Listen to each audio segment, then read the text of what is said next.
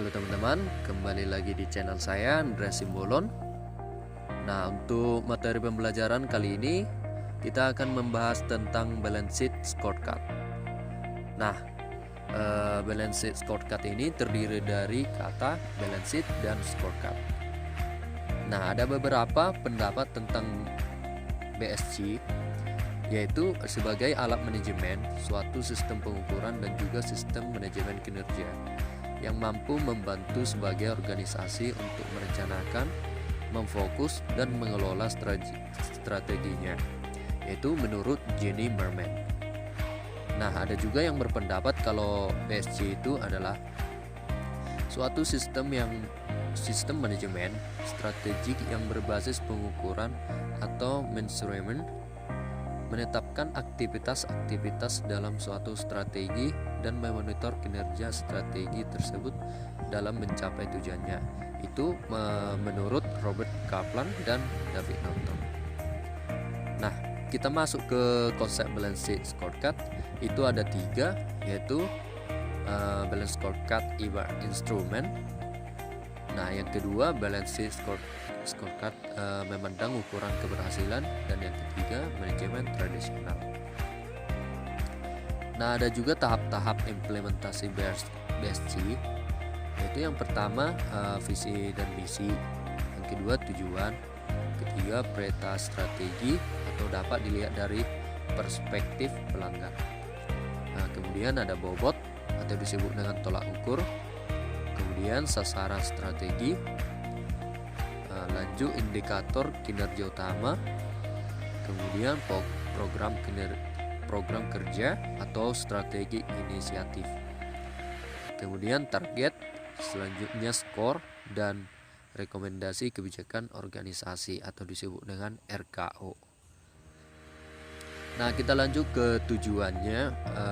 Ada tujuan BSC itu berlandaskan 4 perspektif sebagai bagian faktor lingkungan strategis internal dan eksternal penting yang berpengaruh kuat. Kemudian tujuan dalam organisasi bisnis tergambar dalam tujuan perspektif keuangan. Nah, ada juga peta strategi. Nah, di peta strategi ini merupakan peta jalan atau roadmap agar pelaksanaan kegiatan berhasil dengan sebaik-baiknya. Kemudian kita masuk ke bobotnya. Bobotnya itu kriteria penentuan bobot, tidak ada standar baku. Yang kedua, kriteria penentuan bobot bisa ditentukan tingkat kesulitan untuk mencapai target KPI. Setiap sasaran makin sulit, bobot makin tinggi. Kemudian derajat kepentingan sasaran strategi dan KPI terhadap masa depan organisasi atau unit kerja kian penting dan strategi. Nah, di sasaran strategi merupakan bagian dari peta strategi yang menggambarkan kegiatan yang harus dilaksanakan.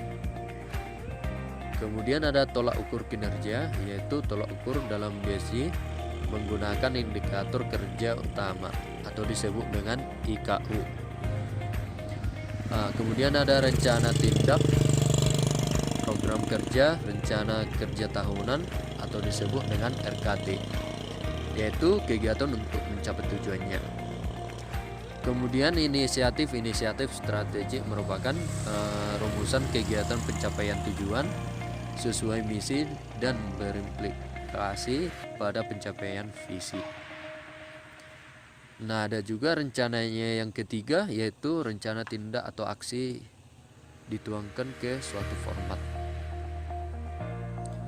Nah, kita lanjut ke targetnya, itu merupakan tingkat pencapaian kinerja yang diharapkan secara kuantitatif. Nah, yang terakhir kita ada di sini kriteria target SMART, yaitu S disebut dengan stretch atau menantang, M itu measurable atau dapat diukur, A-nya itu agreed atau disepakati, R-nya realistic atau realistis, T-nya itu time bound atau berbatas waktu. Nah, itu aja penjelasan dari saya tentang balance sheet scorecard. Sekian saya ucapkan, mohon maaf apabila ada kata-kata yang salah.